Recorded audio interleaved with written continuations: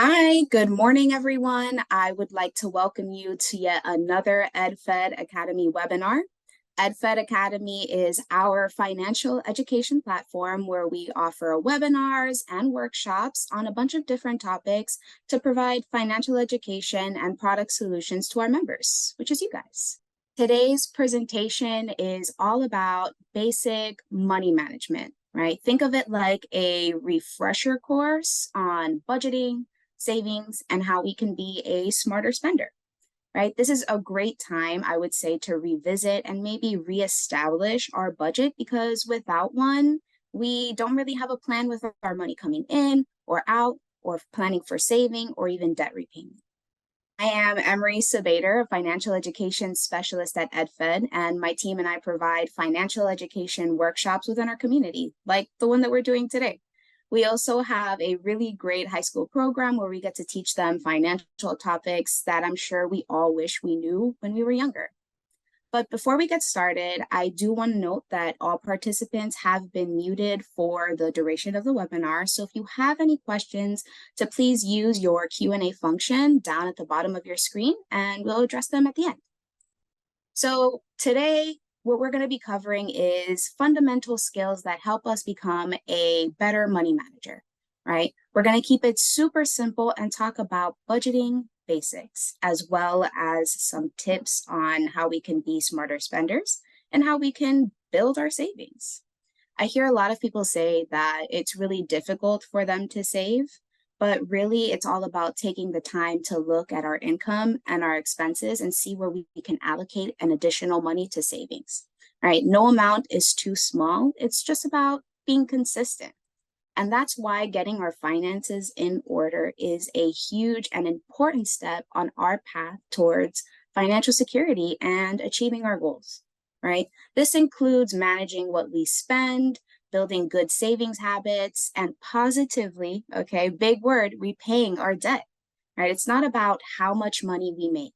If we don't manage our expenses or we don't plan to pay down debt if we have it, we're never going to be financially secure, and that's the harsh reality of it all, right? So that's why it's really important to also have a budget or a spending plan, right? A budget or a spending plan helps us manage that income that we have and the expenses that we make, right? I always heard the word budget in a negative connotation. So that's why I like to call it a spending plan, because it helps track your spending and it doesn't sound as restrictive, right? Helping or having one will help you calculate your disposable income if you have any, right? It helps you manage or trim down any expenses or create a plan to repay any debt that we may have, right? It helps us live within our means and helps keep our goals feel on track, right? Helps us avoid getting into any sort of additional money trouble by knowing what we do have, what we don't have, and what we need to prioritize, right? It helps us plan for the future through savings. And we're really going to touch on the importance of savings today. And it helps us make the most of our money. But keeping a plan for our money really provides us peace of mind, which is something that I'm sure that everybody on this webinar wants. So your monthly statement, we all know what this is. It's an amazing tool to help you build your budget. You get one with your bank or credit union or your credit cards, right? Some of you guys may receive it electronically or through mail, but however you get them, I really encourage you guys to review them every single month. It's a snapshot of what's happening in and out of your account, who you made that transaction to, right? An overall, I would say, bird's eye view of what's happening inside your account, right? It also allows you to catch any suspicious activity or unauthorized transactions that may be there, right? Or even something not as serious as recurring transactions or recurring subscriptions, I should say, right? Sometimes we forget that we might not have canceled a streaming subscription or something that we might have signed up for in the past, and they're still charging us and we're not paying attention because we don't look at our monthly statement. Right? I know many people don't look at their statements, but it really is a great way to make sure that all of those transactions are yours. And so that way you know what you're spending your money on, right? It's better for you to go ahead and know where your money's going instead of wondering where it went, And when you know where it's going, you know where you can cut costs and make better spending decisions, right? But I do want to mention for those people that receive this monthly statement, whether it be from wherever you get it from, in paper, through mail, that to please shred it after you review this document, because this has personal information. It has your account number, it has what's happening in your account, has your name, your address, and we don't want any of that private information getting into the wrong hands. So I would never share something that is super difficult to keep up with, right? Because when something is so restrictive or something is super tight, it's not sustainable for the long term. And now that we have our budget tool, our monthly statement, right? This is how we're going to create a budget in 5 simple steps using that tool. We're going to first add up our income, all the money that we make. Then we're going to evaluate and set aside savings, right? We're going to analyze and see where we can cut down our expenses.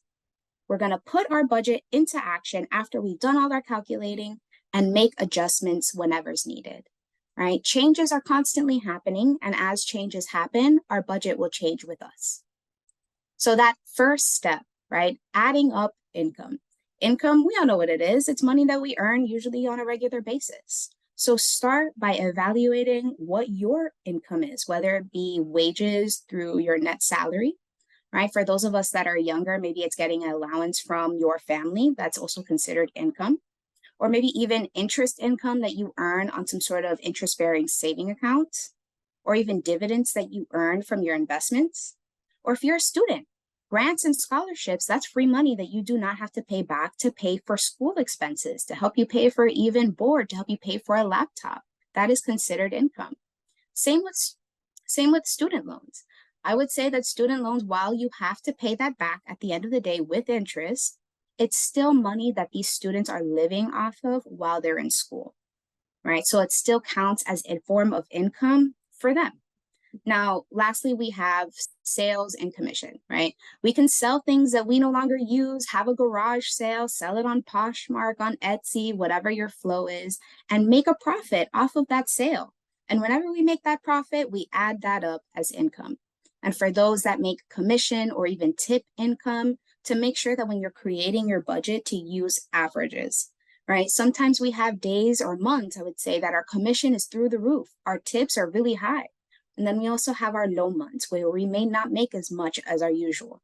So I really encourage you guys to use the average of your income to create your budget.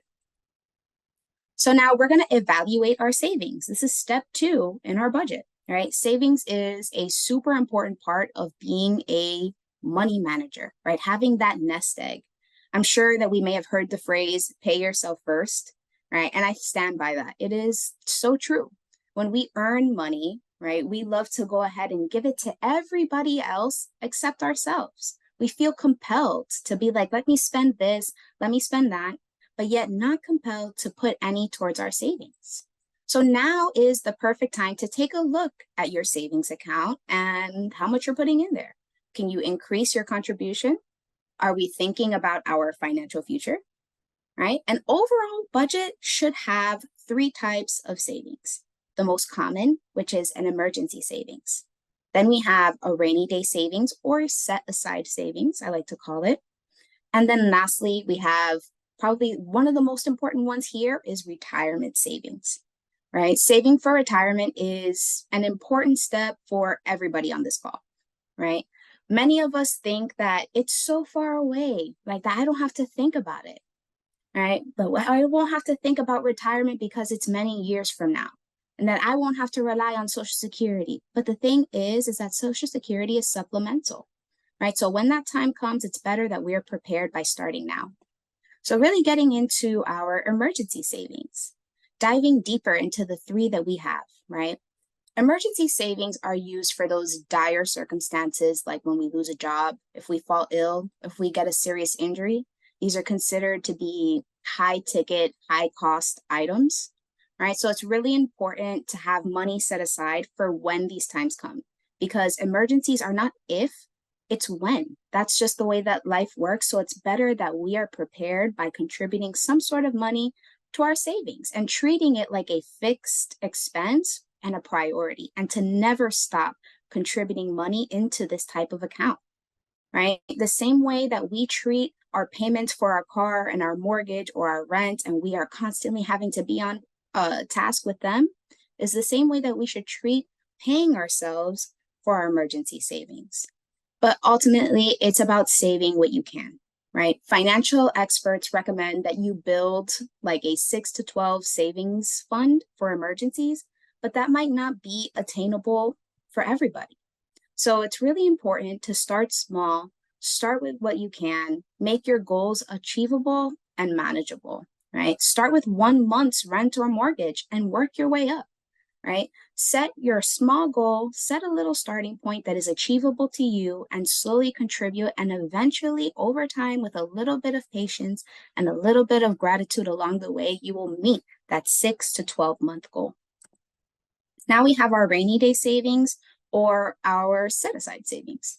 This helps us cover bigger ticket items, but maybe not as big as an emergency fund, right? This is going to be more for car repairs and maintenance. Like you got to get all new tires on your car, and we know how expensive that can be. We have to get a new battery, right? We have to get something repaired, whatever it may be. Or it could be medical visits and procedures, like something dental that you may need to get. Or it could also be your AC breaks down in the middle of summer in this Miami heat. It's hot out here, right? So it's really important for us to have that safety net for when those unexpected expenses arise. But it's also really important to plan and save for what we want, right? I've talked a lot about saving for your priorities and how you have to get your money right and your finances in order, right? But we don't ever talk about the fun stuff and the things that we want, right? The same way that I'm an advocate for education, I'm an advocate for leaving room for fun in your budget. Life's all about creating those experiences that are meaningful to you and keeps life enjoyable. So not only should we save for the responsible things that we need and our priorities in life, but we should also save for the things that we want and that make our lives worth living, right? Let's say maybe it might be getting a new vacation or saving for a new vacation, I should say, or buying a new laptop for school. Sometimes it may not be the most practical, but it's a want, and wants make life enjoyable. It's just about making a plan to save for what we want so that we save ourselves from buyer's remorse. Now, lastly, number 3, right, we have our retirement savings. It's essential to know that Social Security funds are supplemental, and it's not the main source of income for us when we get older. So I really encourage everybody that's on this webinar to go to the website, the Social Security website, www.ssa.gov, on more information on what you could potentially be getting by the time that you hit retirement age, right? It's also really important to seek out other types of retirement plans, like 401ks through your job, or individual retirement accounts or IRAs, like a traditional or a Roth.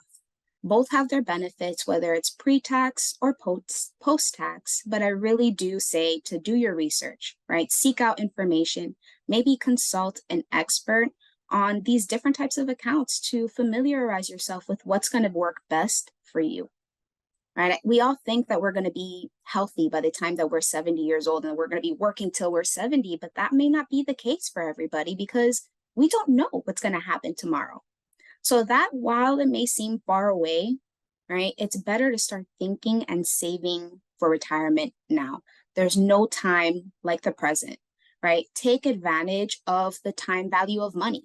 The value of $1 today is worth more than the value of $1 tomorrow. There's no time like the present. And that really is a huge benefit, time in savings, but also the fact that it adds up if you're consistent. The same way that consistency is key in any aspect of our lives, it is the same in our financial lives, right?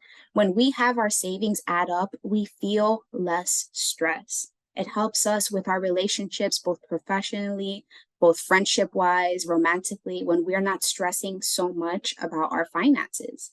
And when we don't have that, we feel more empowered to achieve our goals and work our way out of whatever financial difficulties that we may be in, right? It makes those goals feel within reach, like I can actually grab them, right? And it's so easy to start, really. All it takes is contributing what you can.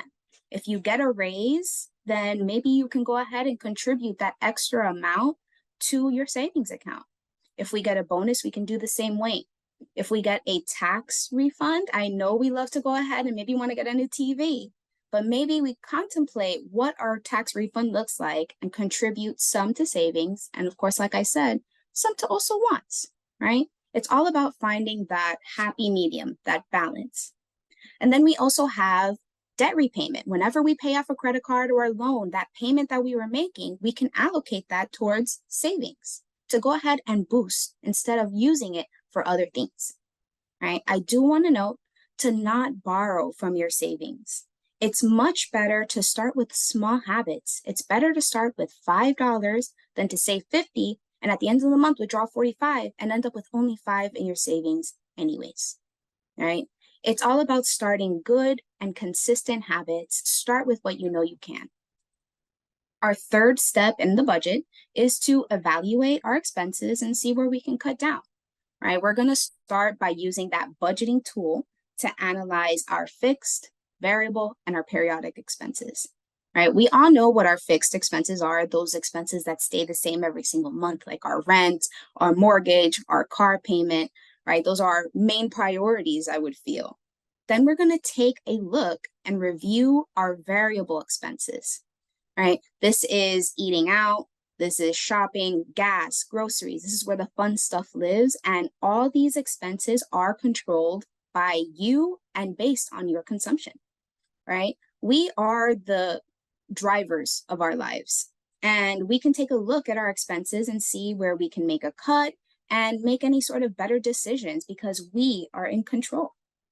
Lastly, we have our periodic expenses. These expenses may not happen every single month, but they do happen throughout the year. So it's best to go ahead and plan for them, right? This is oil changes on our car. An oil change can run you up to $100, and that's a lot of money to just drop in the middle of anywhere if we weren't planning for that sort of expense, right? Even replacing the tires on our car, or even something like birthdays and holidays when we want to go ahead and treat the ones that we love, right? When Christmas time comes, everybody goes ahead and goes crazy and shops around and purchases everything at the most expensive price just to be able to get it ready for Christmas.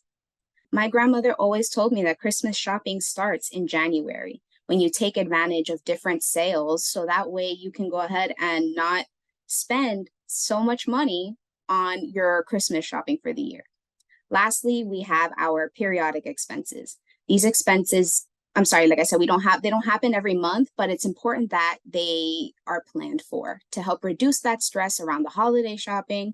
So that way it helps us out financially, right? When it comes to cutting down our expenses, it's best to be realistic with what our situation is and to be more mindful and intentional with our purchases. Sometimes we have to scale back and think of it on such a simple term. Is this a want or is this a need?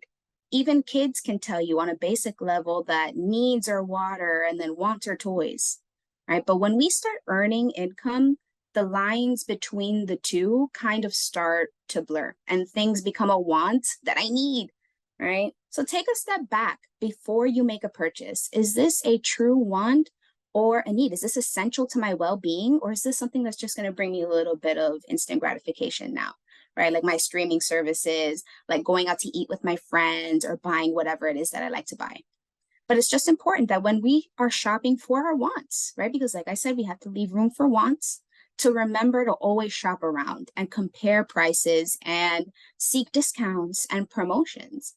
Those are ways that we can be a smarter spender when we're shopping, right? When we find coupons, whether it be through apps on Publix or Target or wherever you like to shop, instead of getting those printed out coupon ones that you have to actually cut, unless that's your flow. I'm not here to judge, right? We can shop sales, right? I never buy anything full price. And I love to say the term, guess how much, right? Guess how much I got this for. So shop those sales, compare those prices, find the dupe. Maybe it's buying generic. A lot of these products, when we're at like Publix or Walmart or Target, are made in the same factories as the main brands. And it may taste the same, or you may end up liking the taste of the generic brand more, right? Sometimes it may be buying refurbished or open box or scratch and dent, right? They sell these laptops or phones or whatever product it may be at a lower price, discounted price, because they have a tiny little scratch or something, right? So if that doesn't bother you, why not? But ultimately, it's about planning your shopping so you can avoid that impulse buy, right? Don't go shopping when we're hungry. When we go grocery shopping, make sure we're full, okay? And we stick to the list. So that way we don't go ahead and just buy the random thing that we see and spend money and end up either not liking it, not using it, and we just spent money for nothing. All right, so take advantage of different sales throughout the year, like Black Friday, Prime Day, and different promotions to be able to keep the most of your money. Now, different tips that we can adjust our behavior at home would be controlling our thermostat, right? There's a lot of new like electronic thermostats that you get to monitor your AC from your phone. So you can go ahead and turn off the AC when you're gone and turn it on when you're home, and that's going to save you energy. Even turning down the lights in your house, right? I know a lot of people have been told by their parents, or you are the parent that tell your kids, turn off the light when you leave the room, because it saves energy and energy saves money. All right, cool down that water heater from maybe 140 to 120. It's going to save you 6 to 10% on energy. When we replace our AC filters every 60 to 90 days, not only is it going to save us energy, it's going to keep our AC running for a longer time because we're taking care of it. And it's going to help our health because we're breathing in clean air, not an old AC filter. So it's a win-win-win situation, right? We wash our clothes in cold water. A lot of us, if we flip our clothes out and we find the tag, it'll say wash in cold water anyways, right? We have this belief that hot water is going to go ahead and clean my clothes. But cold water will do the same, and it'll also save you some coin. Maybe using LED or energy efficient light bulbs, it's going to save you 70% in energy. And while it may take a little bit longer to turn on, it's still going to provide you much better financial health. All right. Now we're going to talk about analyzing our debt. It is the important first step to any debt repayment plan. When we cut down our debt, it's going to make us feel like life is a little bit lighter, right? I'm going to share with you guys 2 different approaches on how we can pay down our debt. They're really popular ways. And the first one is the avalanche approach. This is starting by paying the credit card or the loan or the debt that has the highest interest rate first. We're going to overpay the minimum payment and attack it. And then once we pay that off, we do the same with the others. We attack the next highest debt or the next highest interest debt. Now, our snowball approach is us by paying off the smallest debt first, the smallest balance. And what that does, it provides a sense of motivation because I've just paid off the smallest balance. I'm one step closer to paying off all my debt. So it's important in knowing yourself first and knowing what approach is going to go ahead and work best for you. Reducing your debt is going to help you improve your credit, which is a huge, huge win, and bring you much closer to your financial goals. Now, step 4 in our budget. We want to take action and build it.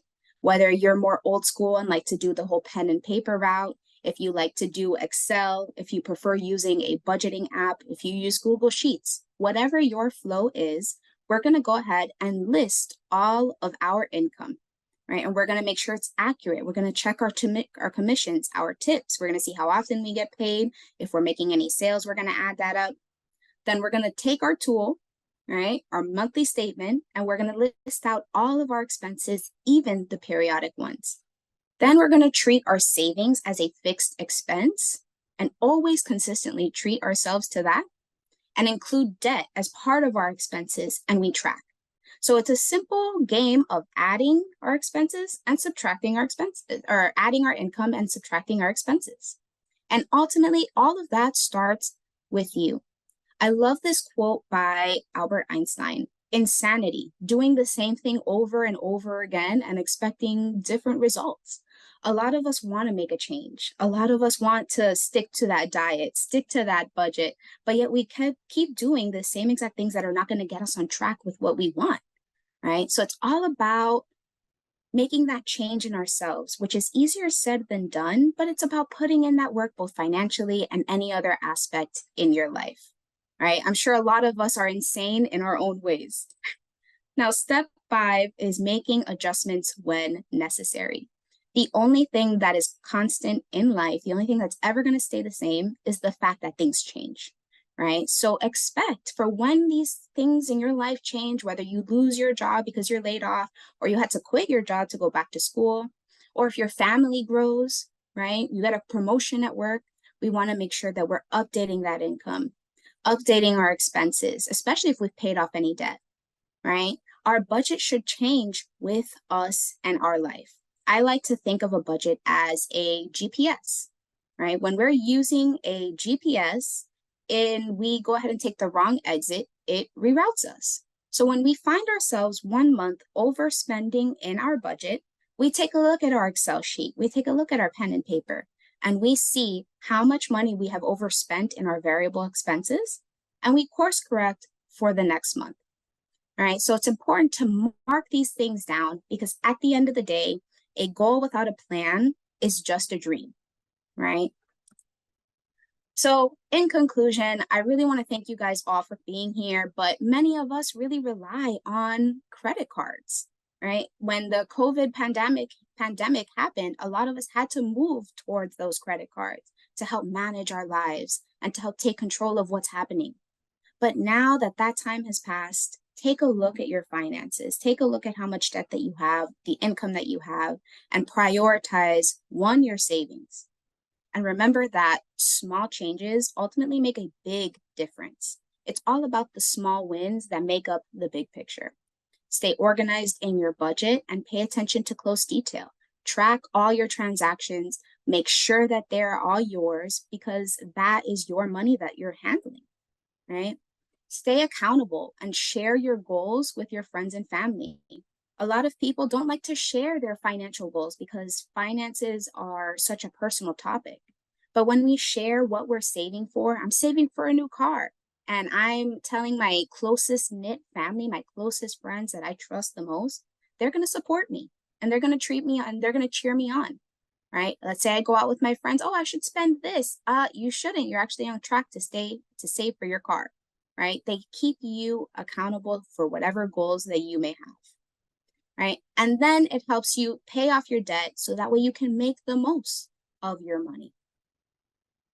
So I want to thank everyone who joined us today for our EdFed Academy Basic Money Management webinar. Please follow at EdFedCU on all of our social pages. You might find a familiar face on there.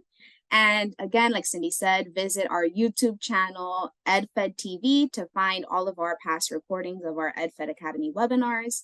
And I hope to see you in our next one. And I hope you guys all have a wonderful weekend.